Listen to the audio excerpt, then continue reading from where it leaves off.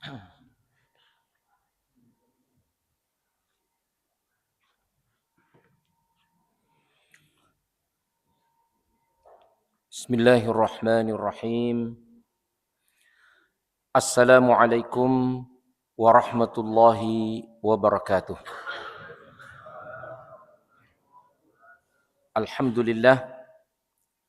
Alhamdulillahi rabbil alamin. Wabihi nasta'inu ala umurid dunya waddin. Wassalatu wassalamu ala ashrafil mursalin.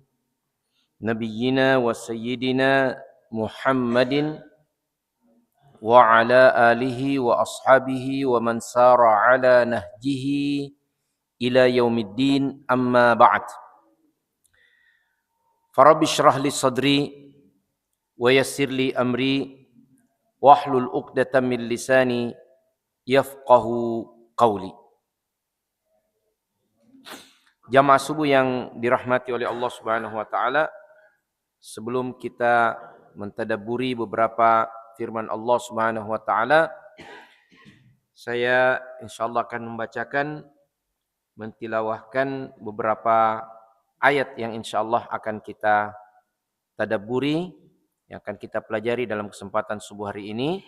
Semoga dengan tilawah ini membuka hati kita, dapat menyiramkan kegembiraan dan kebahagiaan pada jiwa kita, sekaligus harapan, dan kemudian kita dapat mempelajari makna-maknanya dengan sebaik-baiknya insyaallah ta'ala. A'udzu billahi minasy syaithanir rajim.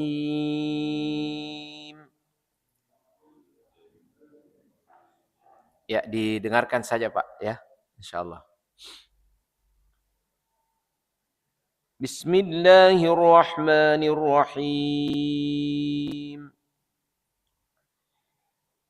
Inna hadzal Qur'ana yahdi lillati hiya aqwam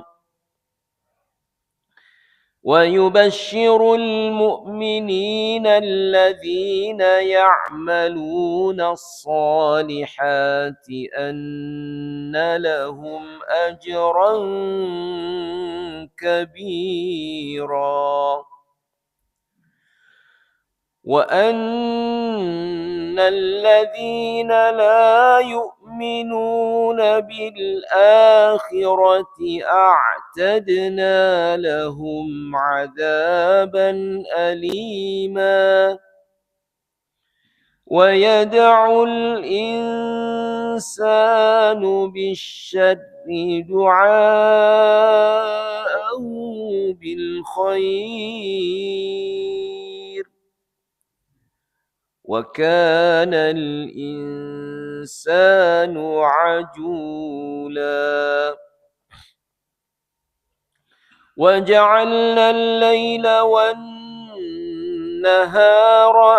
آيتين فمحونا آية الليل وجعلنا آية النهار مبصرة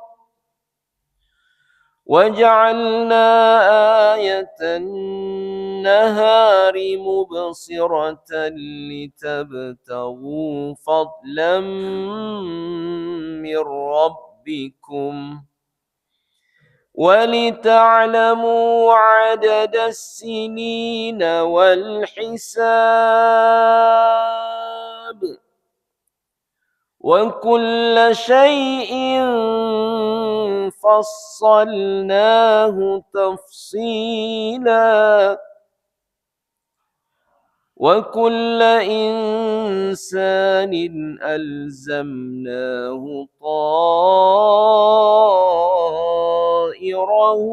في عنقه ونخرج له يوم القيامة كتابا يلقاه منشورا اقرأ كتابك كفى بنفسك اليوم عليك حسيبا من اهتدى فإنما يهتدي لنفسه ومن ضل فإنما يضل عليها ولا تزر وازرة وزر أخرى وما كنا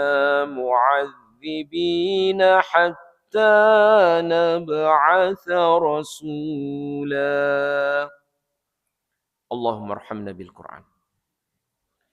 Jamaah sekalian yang dirahmati oleh Allah Subhanahu wa taala, kita kutipkan dari apa yang ditulis oleh salah seorang ulama besar dari negeri Najd, yaitu Syekh Abdurrahman As-Sa'di, dalam tafsirnya yang beliau beri nama Taisirul Karimir Rahman fi Tafsiri Kalamil Mannan, yaitu satu kitab tafsir yang mukhtasar, yang sederhana, dan tentunya kita berharap dapat mentadabburi ayat-ayat yang tadi telah kita bacakan dengan bertitik tolak dari penjelasan yang dituliskan oleh Syekh Abdurrahman As-Sa'di rahimahullah dalam tafsirnya yang penuh berkah ini. Sebelumnya, jamaah sekalian yang dirahmati oleh Allah Subhanahu wa taala, sebagaimana yang pernah kita sampaikan di tempat ini pula beberapa waktu yang lalu, bahwa ada perbedaan antara tafsir dan tadabbur. Jika tafsir itu adalah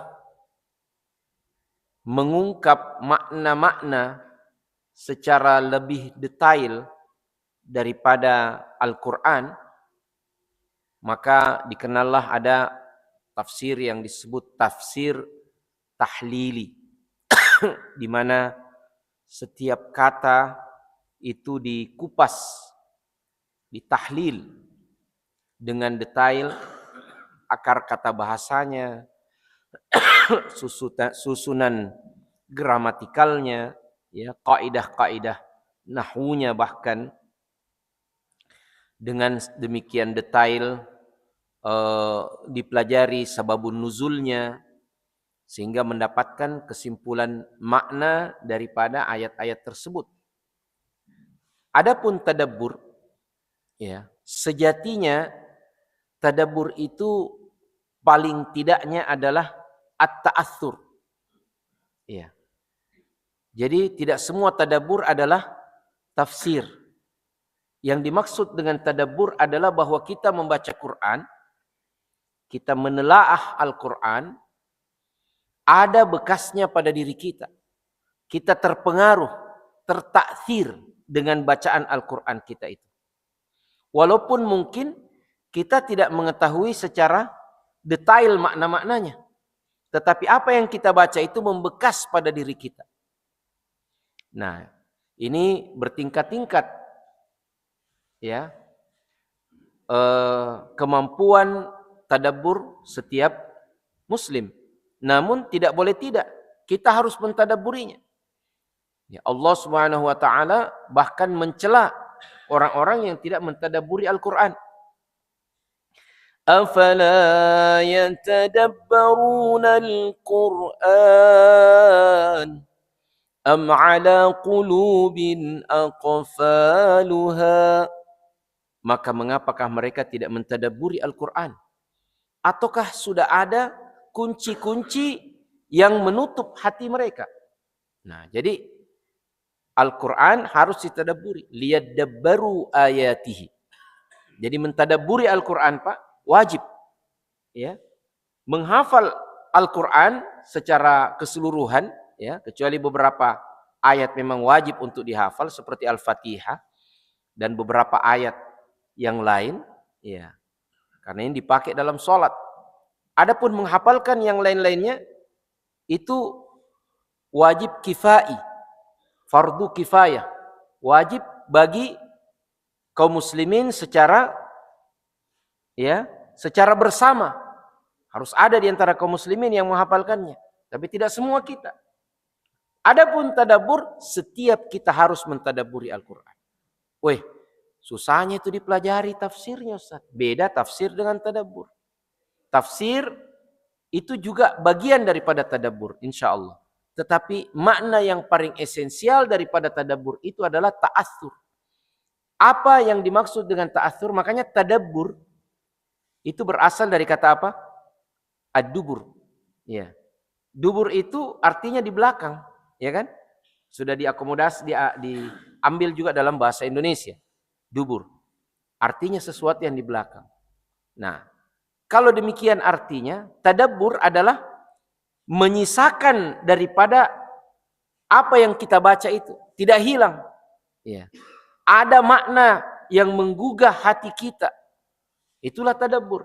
Dan tidak berhenti sampai di situ saja tentunya. Tadabbur itu kemudian menuntun kita untuk mengamalkan. Jadi tadabbur itu sejatinya adalah pengamalan daripada Al-Quran itu sendiri.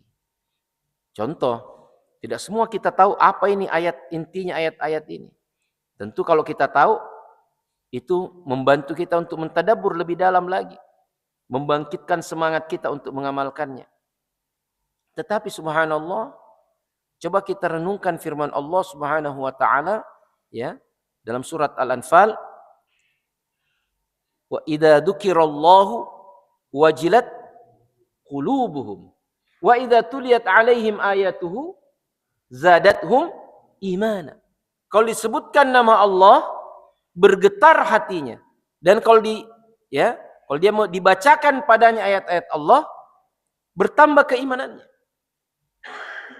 Jadi kita baca saja, ya umpamanya kita baca saja Al-Fatihah sampai kita pada firman Allah Subhanahu wa taala, Alhamdulillahi Rabbil Alamin. Segala puji bagi Allah. Kata-kata Allah saja, ya. Kata-kata Allah saja ini bagi seorang yang beriman sudah cukup menggerakkan hatinya. Iya. Untuk rindu kepada Allah Subhanahu wa taala. Untuk menyerahkan semua urusannya kepada Allah Subhanahu wa taala. Untuk bertawakal kepada Allah Subhanahu wa taala. Iya. Baru alhamdulillahi rabbil alamin. Milik Allah ini semua yang ada di atas muka bumi ini. Yang ada di dalam bumi ini juga, ya. Makanya dalam doa yang diajarkan, salah satu dalam yang warid dalam sunnah Rasulullah sallallahu alaihi wasallam, ketika kita masuk satu kampung yang baru kita masuki, kita membaca doa, Allahumma rabbas samawati sab'a wa ma adlalna wa rabbal aradina sab'a wa ma aqlalna. Ya. Aku mohon kepada Allah pemilik langit yang 7 serta apa yang dinaunginya. Dan aku pun bermohon kepada Allah pemilik bumi yang 7 lapis juga dan apa yang terdapat di dalamnya. Subhanallah. Jadi Allah pemilik yang di atas, di langit, dia yang punya, di atas muka bumi, di bawahnya lagi. Allah milik semuanya. Jadi apa yang tidak dimiliki oleh Allah Subhanahu wa taala? Dia adalah Rabbul Alamin. Rasa seperti ini, inilah yang dimaksud dengan tadabbur.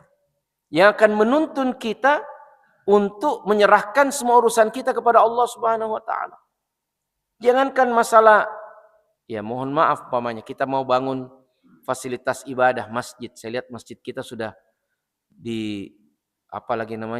ditusuk-tusuk sama besi ini, ya. Mana kapan selesainya, ya? Rabbul Alamin. Allah yang maha kaya. Allah yang memiliki segalanya. Kita mau bangun rumahnya di atas muka bumi ini, masa dia tidak tolong kita? Nah, contoh itu Pak, ya.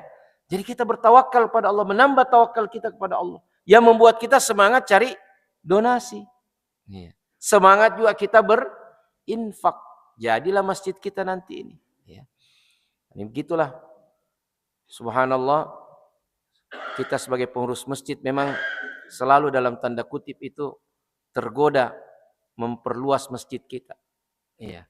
Mudah-mudahan setelah diperluas, insya Allah kita persempit lagi. Ya. Jadi selain program saya sarankan kepada para pengurus masjid, ya, termasuk kami juga pengurus masjid, ya. Selain program perluasan masjid, ya, renovasi masjid, kita juga bikin program mempersempit masjid. Ya. Dan saya lihat, masya Allah, Masjid Al-Muhajirin ini luar biasa. Ya, jarang-jarang kita dapat jamaah salat subuh seperti Masjid Al-Muhajirin. Iya, masya Allah, ini ada 4 saf mungkin, ya, hampir setengahnya.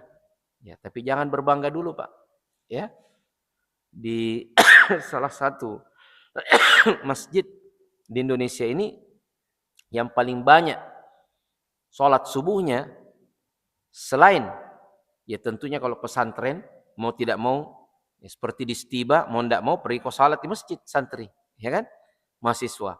Tapi ini yang masjid umum yang saya dapati wallahu alam di tempat lain justru di tengah komunitas non muslim. Ya, ada di Bali, di kota Denpasar, namanya Masjid Baitul Ma'mur.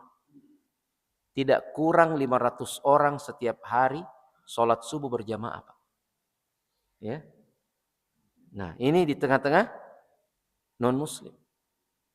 Jadi saya tanya-tanya pengurus masjidnya ini, gimana caranya ini, Pak? Ya, pernah kami mengisi 1 kali di sana beberapa tahun lalu. Dia bilang, saya ketika terpilih jadi ketua masjid, saya data ini semua kaum muslimin dalam radius 3 km dari masjid. Ya. Saya keliling catat namanya. Dulu belum terlalu marak yang namanya WA, ya, masih SMS. Dia bilang, saya catat namanya sambil nomor teleponnya, ambil alamatnya. Keliling, ya. Dia keliling. Dalam radius 3 km dia deteksi di mana ada orang Islam tinggal.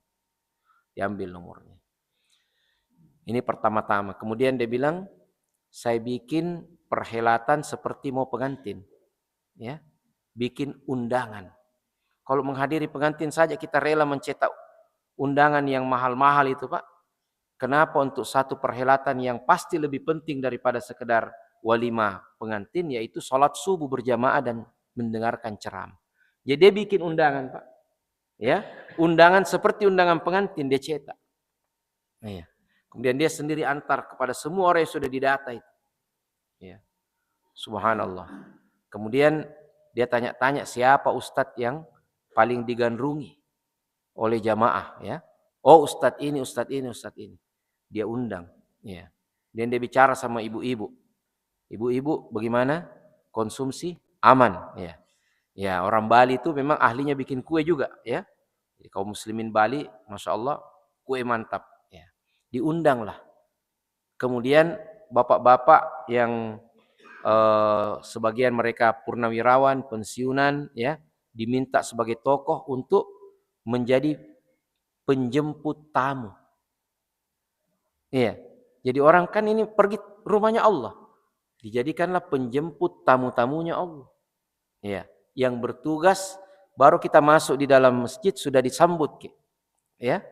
Tidak ada yang cueki, ada mentom beberapa dan yang sambut bukan sembarangan. Para purnawirawan, para pensiunan, senior-senior ini, ya. Nah, dibukalah masuk masjid karena ada tangganya, diambil sendal, ya. Diambil sendalnya itu orang, disimpankan sendalnya. Orang sebagian orang yang ya, diambil sendalnya. Betapa tidak terhormat kita pergi ke masjid. Masih mau lagi datang. Ya. Bahkan beberapa hari, ya, kalau ada pengajian hari Ahad seperti ini bisa sampai 1.000 orang.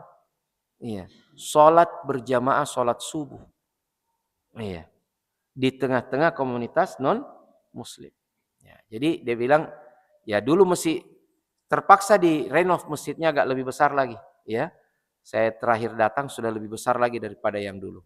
Nah, sudah ikut nih sama beberapa pengurus masjid umumnya di Indonesia memperluas masjid. Ya, nah kita insya Allah mari mempersempit masjid. Mudah-mudahan sholat subuh minimal sama sholat Jumat. Ini Pak. Jadi jamaah sekalian yang dimuliakan oleh Allah Subhanahu wa taala, inilah makna tadabbur. Ya, yaitu ta'atsur, membekas itu bacaan dan menorehkan kebahagiaan, rasa dekat kepada Allah menuntun kita untuk mengamalkannya. Itulah makna tadabbur yang paling sejati. Nah, jemaah sekalian yang dimuliakan oleh Allah Subhanahu wa taala, saya ingin mengajak kita untuk mentadabburi firman Allah Subhanahu wa taala yang terdapat dalam surat Al-Isra, Pak. Ya. Surah Al-Isra, di mana Allah Subhanahu wa taala berfirman, "Inna hadzal Qur'ana yahdi lillati hiya aqwam." Sungguhnya Quran ini memberi petunjuk kepada yang lebih lurus. Ya. Wa yubasysyirul mu'minin, dan memberi berita gembira kepada orang-orang beriman, alladzina ya'maluna shalihat, yaitu orang-orang yang mengamalkan amal-amal saleh, mengerjakan amal saleh. Apa berita gembiranya? Annalahum ajran kabira, bahwa bagi mereka ya pahala yang besar. Nah, jemaah sekalian yang dirahmati oleh Allah Subhanahu wa taala, ayat ini ya terletak setelah ayat-ayat yang menceritakan tentang Bani Israel. Makanya surah Al-Isra ini juga disebut surah Bani Israel. Ayat pertamanya, a'udzubillahi minasyaitonirrajim, bismillahirrahmanirrahim. Subhanalladzi asra bi'abdihi lailam minal masjidil harami ilal masjidil aqsa alladzi barakna haulahu linuriyahu min ayatina innahu huwas samiul basir. Maha suci Allah yang telah memberangkatkan hambanya dari Masjidil Haram di Makkah ke Masjidil Aqsa di Palestina, di Baitul Maqdis yang telah kami berkati sekelilingnya, agar kami perlihatkan kepadanya sebagian daripada tanda-tanda kekuasaan kami, ayat-ayat kami. Sungguhnya Allah adalah Maha mendengar lagi Maha melihat.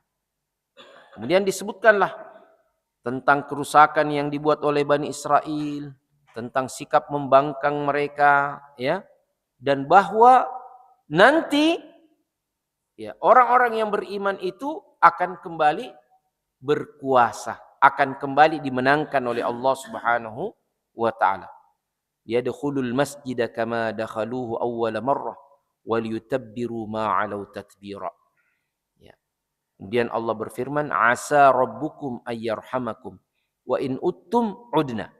Nah, ini para ulama menjelaskan bahwa kapan kalian Bani Israel, orang-orang Yahudi, membuat kerusakan lagi, kata-kata dua kali di sini, selain maknanya secara kesejarahan memang ada seperti itu, ya penjelasannya, tapi juga bermakna bahwa kapan kalian berbuat kerusakan, kami akan datang kembali menghukum kalian.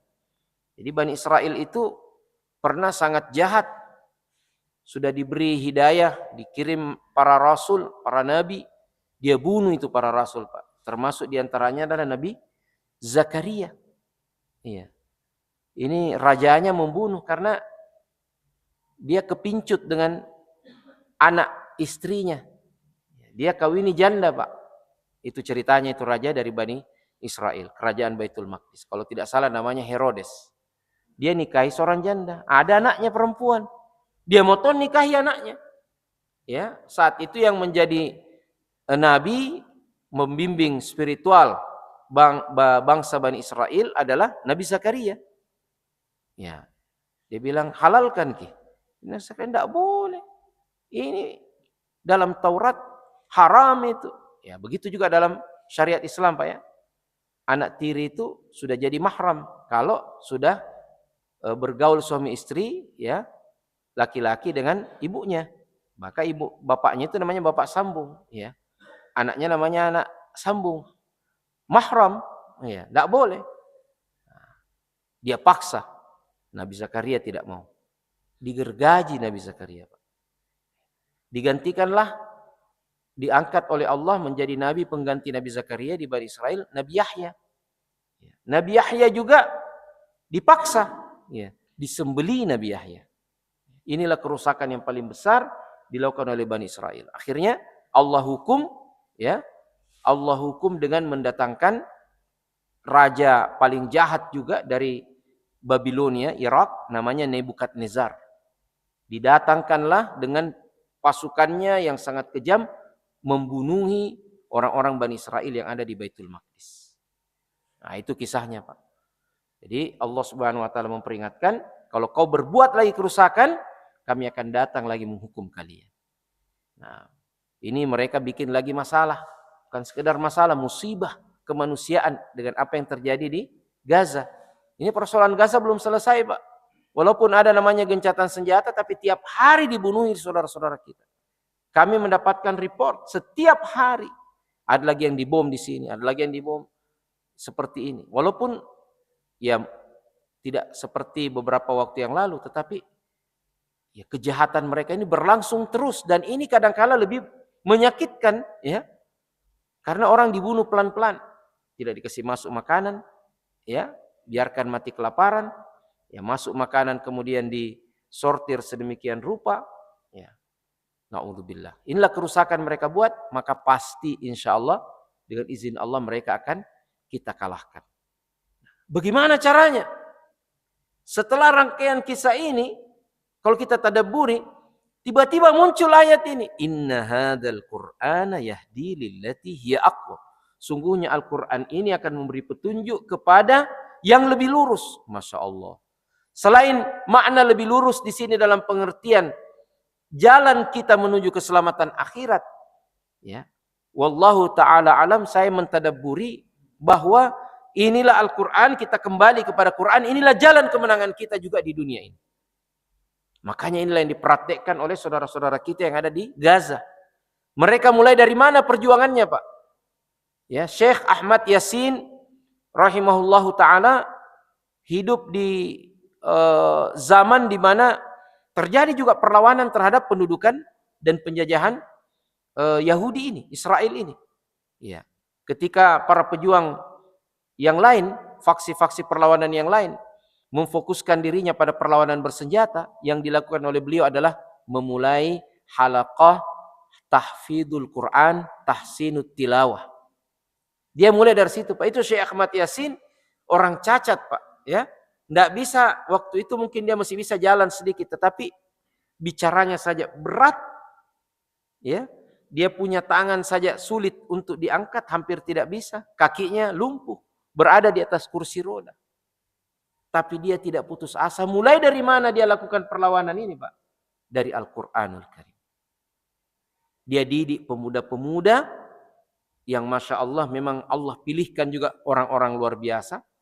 Dibuatlah semacam ya majelis taklim kah atau kelompok tarbiyah, ya. Dia bina anak-anak muda itu. Akhirnya mereka lah yang menjadi ya tulang punggung pergerakan perlawanan melawan penjajahan ini yang berbasis akidah, yang berbasis semangat Al-Quran. Hampir semua pimpinan-pimpinan pergerakan perlawanan ini adalah penghafal Quran. Walaupun dengan profesi yang berbeda-beda. Syekh Ahmad Ar-Rantisi dokter. Ya. Ada lagi insinyur, ya. Ada lagi ahli keuangan. Ya. Tapi mereka semuanya dipersatukan dengan semangat Quran. Jadi subhanallah, persoalan Palestina, persoalan pembebasan Palestina dari penjajahan ini seakan-akan isyaratnya Allah berikan dalam ayat